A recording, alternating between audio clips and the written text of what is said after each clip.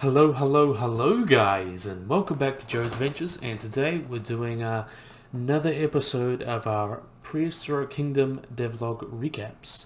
So we'll just be looking over what the Prehistoric Kingdom team have been doing for the past couple months. Well, the past month technically. But here we are, Devlog 29, May 2020. So welcome to May's development update. Over the past month, the team has been working hard on furthering the development of Prehistoric Kingdom, bringing great progress to all areas across the board. We're finally ready to reveal some of our new changes and additions to central parts of the project. So let's dive in. State of development. Here we are. Maps meet the new playable area. Now, isn't that a cool playable area? We can see that they're getting rid of the islands and moving in with some nice landscapes. Here we have some beautiful mountains. I really cannot complain about how great those look. So, moving forward, all maps will now include a custom background environment to immerse the players within the borders of their play space. While with a usable area of about 4 million square meters or 4 square kilometers, there is an unbelievable amount of room for you to work with. For the players who have the determination and hardware to build a park that big, this one's for you. So, if we compare this to other games and to other zoos and parks, here we've got to the Planet Zoo maps about 250 acres, while this one, the 4 million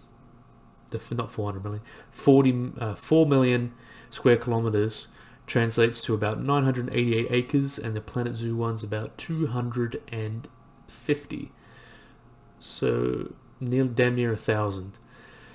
So yeah, quite a big difference. And even the map for the largest Jurassic World Evolution map, the 1993 Nublar, is 430. So basically a little over double the size of that map, so you'll be getting a lot of playable area to work with. You shouldn't be complaining about having no space for your animals. Very huge. And comparing that to real life zoos, the Bronx zoos I think is about 250, 300 acres, something like that. Most city zoos don't get too large, much more larger than a couple hundred acres. And the safari park, the San Diego Zoo Safari Park, is about 1,800, so about double the size of this area. But the San Diego Zoo Safari Park does a lot of conservation work, which is behind the scenes, so that's not guest viewing, so we're technically not going to count that. So yeah, why did they make this change from islands? To put it simply, there is a lot of technical problems and edge cases that need to be accounted for using our old islands, as they were completely surrounded by water. Without massively limiting terraforming, water painting, or spending months of development time to create a dynamic shoreline, the new maps will look better, feel bigger, and most importantly, get the games out quicker to the fans. So they're really just trading up this old island map for these new mountains and making it just a little bit more easier and a little bit more traditional, which I'm really happy, because I feel like a lot of the style, putting it on island is just really JP, and I'm really not feeling it. I really like how they're going a little bit more realistic, trying to make it as grounded as you can with prehistoric animals in a zoo. I really like that style. So yeah, I'm really excited to see that. Pretty much just Planet Zoo with dinosaurs and prehistoric mammals. So here, we've got the map at dusk, the map at night, and the map in a cloudy day. We can see it, doesn't it look beautiful? I love it. Decorated with distant foliage and varied terrain, each map will feature a landscape that feels more appropriate and grounded within the world of Prehistoric Kingdom. Since anywhere from 30 to 40% of the old islands were underwater, this change opens up 100% of the playable area from the get-go, allowing players to maximize their building space without the need for excessive terrain or the removal of natural features like mountains. Whilst the building area is square on our all-base game maps, we're open to exploring more unique shapes and boundaries down the line for advanced players. So that'll be cool in future, maybe for story maps, or if there is a story, which I don't think there will be. Either that or just different shaped maps as DLC, just add a little bit more variety. That'll be cool. So we have the development progress. We've been making great strides this past month in locking down content plans and finishing up current tasks while keeping our eye on what's next. Adding to our studio's growing staff, Siaka joined as our newest technical animator to assist with transitional animations. Edison, or just Edson, a talented human character artist, also joined the project to create visitor assets, so getting more people. You'll see more work from the both of them in future development updates. You'll be seeing them in the next couple devlogs. Currently, we're working on a polished and exciting build that will be showcased in the late summer of 2020, so about July, August, somewhere around there, I think. That's I'm pretty sure that's summer, the Northern Hemisphere. Currently, we're working on, what was it done, 20. After that, it won't be long before we start making trailers and delivering on our alpha build, so that'll be really cool to see. Stay tuned, park managers. It's not too much longer, see you guys? It's not much longer till we get the game, and then everyone can have a play, not just special people. Not just the cool guys like me, because I'm cool. Yeah. So we can see development reports. So we got May 2020. We have the water painting here. We got water painting, fences, a lot of modular building, a lot of programming stuff going on, a lot of new assets for environments, new trees and foliage. It's going to be really cool to see that, and some new sounds and stuff. So look, we got into the programming. Water painting. To help get your feet wet, Seth's making significant progress on water painting during May. It's been a long road due to all the technical considerations, but it's almost ready, so we're almost getting water painting. That's going to be sick. Regardless of its current level of polish, the system is mostly functional. From here, it's a matter of continuing to improve functionality and tidy up terrain deformation in addition to create a non-temporary water shader. So here we are, we got the water painting work in progress. So we'll just make it as nice as we can. So we can have a look here. So basically, real basic, but it looks great. Be able to make deeper water and shallow water and such. So you can see it looks like here we've got shallow water, deep water, and something else. We're really cool to see that. Get to see more variations of the water. It's going to look awesome. So the majority of the system should be finished next month, so we'll be sure to showcase it in June's update. So stay tuned for June. There'll be some new stuff in June. So here we've got the fence system. Adding support for smarter intersections and random signage decals, Matt's making considerable usability improvements to the fence system. With improved performance and better mesh generation, a lot of the old visual artifacts will be eliminated while also allowing us to get data like exhibit size quicker. Fences also now support dynamic separation in order to allow for additive objects like gates and viewing platforms. So pretty much just able to mix and match with them better. We're still working on getting a preview to update in real time, but you can see some of the changes here. So we can see, make that as good as we can. We can see it's just clicking on. So now I fixed it. Oh, boom, boom. See, like that, easy. So now it just fits in perfectly with the already placed fence. As a new option, terraced or sloped placement has been added as a toggle when working on inclines. This will change whether or not fences are placed in a smooth or in a staggered manner. So you can see the sloped one just fits with the slope, doesn't worry about it too much. And then you got the terrace, which still keeps it straight, but just keeps it on a ladder style. So next on our list of improvements, we'll be finally adding fence replacement, which shouldn't be too hard with Matt's latest changes. So we can finally be able to replace fences. It'll be really cool to see that. Okay, so now we've got the modular building showcases. On a coding level, the modular building system is essentially finished. There's some things to add, fix, and alter, but 90% of the functionality is all there. To celebrate, we've gathered some scenes made by our team showing off more basic builds. There's a lot of assets we need to produce to increase building options. There's an incredibly promised direction. Once there's more content to work with, the possibilities will only continue to open, so we'll be seeing more. So we can see, oh, I love this little scene that someone's made. You can see the lovely rocks over here. You see all the different heights in the foliage. The foliage, I'm pretty sure, does have height variation, so you can really make it look like a real forest and it's all the same height. Now that looks great, all the ferns and all that there. I love this little bridge here. You can sit and watch and look at it, the animals. See the other stuff here, little hole there. Looking in there. And we can see inside this building. Looks like some sort of indoor barn. You can see the vines and detritus all over the ground with the ferns and the rocks. It looks great. It looks wonderful. So here we've got the art environment. In addition to designing our new level, Nathan has been planting the seeds for an improved foliage assets. Home to a number of animals, the tropical biome is a vibrant and lush environment decorated with kapoks, palms and banana trees. Thriving in a human environment, these plants make any park feel more alive due to the diverse heights of colourful nature. So we can see all the different ones. We can see some bushes on the bottom, some ferns and other plants. Banana tree there. See all these big beautiful kapok trees. And we can see all the different variation in there. Different heights and sizes. Really makes it feel like a real jungle. Doesn't that look wonderful? It looks amazing, guys. I really like it. We can see the different heights there. Look at it, it looks amazing. You can see this looks a coastal area, just looks amazing. Commonly found around the Pacific Northwest, the coastal biome is compatible with most dinosaurs in game due to its expansive and temperate nature. From towering redwood trees to tiny ferns, these plants can be used to create all sorts of microclimates. So you see we got a little fern there, little pine tree ferns, more ferns. You can see these tall plants and the redwood there. We can see the redwoods looking straight out of the Pacific Northwest. I love it, with all the ferns on the ground and the ferns and the pine trees, and it just looks great. I love it. I love this. I really love the energy. You expect a dinosaur just to walk right out of it. You really do expect that. And look at that. A little bit of space in the forest.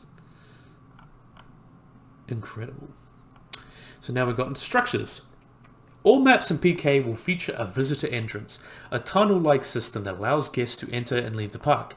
Although it can't be deleted while the park is open, players have the option to freely move the building to a new position or even change the style at any time. So here we have the visitor entrance, but it's the default style, just the normal PK style. In future, we're considering adding a handful of styles to various buildings to provide an optimal park theming and player expression. As the entrance is critical to a park's feel, we've added it to the modular system early so that players can build custom skins in a more accessible manner. So we can see here, this is just the one that you can place down, and they'll make a few other different styles to fit themes and such. Like maybe if you want a theme like Safari or Aboriginal or Classic or something similar to Planet Zoo, different themes for different buildings. But then they also added the modular piece here.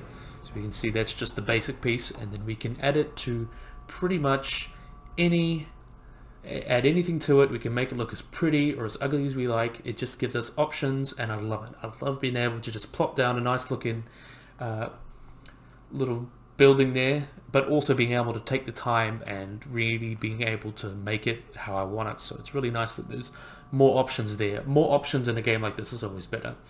So yeah, working on habitats, fences advanced with the completion of some new assets, utilizing world space material in game.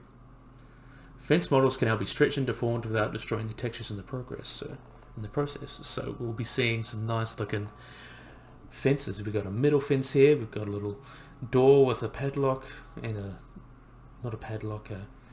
with a keyhole there, so make sure when you put it down nothing can get out. Locks right after you enter it, and we can see a little hide on top of it. Looks great. And then we can see this is the 2.5 meter one, and then we've got the 4 meter one here, a little bit taller, and then the 6 meter one will be coming soon. So yeah, now we've got to the animations. So here we got Velociraptor. Velociraptor is a small feathered dromaeosaur that lives in what is now Mongolia.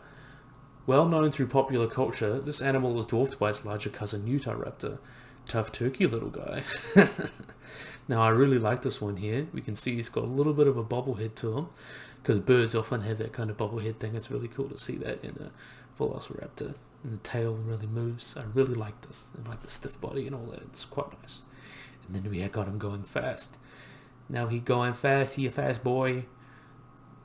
I like his head bobble. Little head bobble there. Looks a lot better. You're really running fast. Tail swinging. Don't like that the mouth is open, but that's just the animations. It looks quite cool. Yeah, happy boy. And now we're moving on. One of the most famous dinosaurs, Stegosaurus, is easily recognized by its tall dorsal plates and impressive thagomisers. Smaller than most of its Jurassic ecosystem neighbors, this herbivore makes up for its size with some serious weaponry. So we can see here the basic walk animation.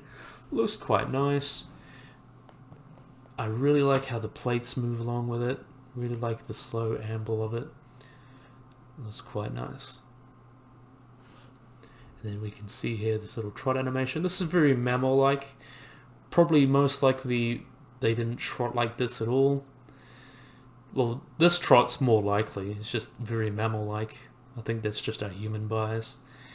But yeah, I think that looks quite nice. I really like how the tail sways. You're just ambling along, loving life. And then we get to this gallop. So now, Prehistoric Kingdom are really taking this rule of cool thing with the animations. So like add personality, have different gallops and such. It's most likely that dinosaurs, as I mentioned in a couple of videos, were not able to gallop because they don't have the lumbar vertebrae that most mammals have that allows them to get the flexion of their backside, the front side, to really get the power of the gallop. So looking at dinosaurs, they really don't really have the anatomy to gallop, but they have the anatomy to trot like that, similar to that. So it's very, very mammal-like. It's most likely Stegosaurus would not be able to do that. Most likely it would be more similar to an elephant, because remember this is the size of an elephant. It'd be a fast walk or a light trot. So it wouldn't really be able to do that in life, but it still looks amazing. It's a wonderful looking model. And then we can see the guest preview here. This month, Edison has been working hard on a brand new visitor assets. They're still in early sculpting stage, but it's nice to see some humans instead of dinosaurs for once. He looked like a cool guy there. We got the shorts there, and his fade looks nice. But actually thinking about it, I think I might reveal this. Keep this as a surprise. What we have good trackways of Stegosaurus, and there was a guy, forgot his name. I probably should find it before I post it, but that's alright. There's a guy who's made an animation based on the trackway. It's pretty accurate. The model's iffy, but it's pretty accurate, so I want to show that off here so we can see. Look at that, nice. It doesn't look too different from the one we have. I quite like this one. We can see it's based on a trackway, so it's pretty spot on. Got a nice amble to it. It really doesn't look too different from the Prehistoric Kingdom one. Just got a little bit more of an amble to it. A little bit more of a sway to it. But it looks quite nice. So yeah, we'll go back into... Oh, no. There we are. So we can see... Got that there. And then now we'll be moving on to audio. Arguably Britain's best... Sorry, I got it on. Baryonyx is a temperamental Spinosaurus from the United Kingdom, living in small colonies like modern crocodiles. This fishy fiend is both a nasty bark and bite, scaring away those competition with its gruely shrieks and low rumbles. So we'll have a look at this guy and how he sounds.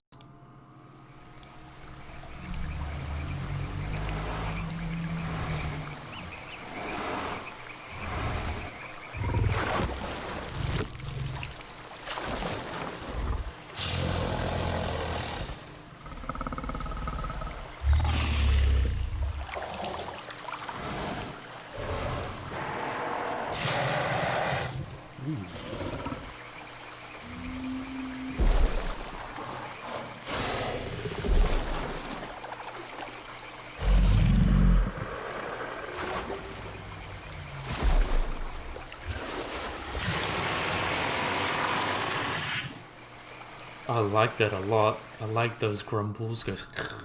I like that a lot.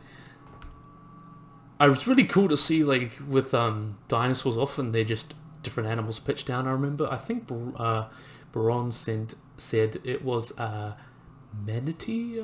I'm not sure about that, but considering most dinosaur sounds are just like pitched down or edited versions of modern animals, it's really cool that that's kind of traditions going on. And I think that adds a lot of character to this animal.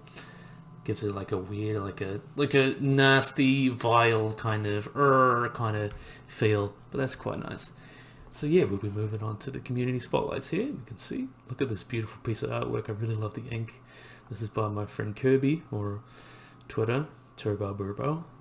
You can see Dino DJ's excellent. T-Rex, you can see the feathers in that. Look, the blue there looks nice. Breaking out, oh no. And we got Dino Dan, who's been making quite a lot of nice skins. I really like this earthy tones of a lot of them. I really like this Sandbar Camarasaurus and this Brick and Kylosaurus. That looks quite nice. They all look great. And then we can see this Pango did a nice not Dryosaurus, Guanlong. So we can see he's got nice little patterns there. Looks great. I really like that. So yeah, thank you for reading May's Devlog. Next month we'll be working on fleshing out and finalizing our approach to animal locomotion so that new creatures can be added into the game once everything has been polished and standardized. Audio will we finally see extensive in-game implementation using Fmod, and there'll be more environment artwork on the way. Keep up the social media for any announcement or new information. Until next time, the PK team. So yeah, that was a very nice devlog. I'm really excited to see all these different people putting effort in. Really, it's starting to become a game. It isn't just random models and artwork. It's really starting to become a thing, and I'm really excited to get my hands on the modular system, because that's going to be really interesting, especially with the like squash and stretch and a lot of that really interesting stuff. It's really going to be a game that's going to be changing a lot of what we think about the genre, so I'm really happy to play that. So yeah, I really hope you guys like this video and subscribe, and I keep forgetting to ask this, but you should hit those notification bells so whenever I upload you get a little ding and it knows I'm there and I've uploaded a video. So yeah, hopefully you guys like this video and subscribe, and bye bye.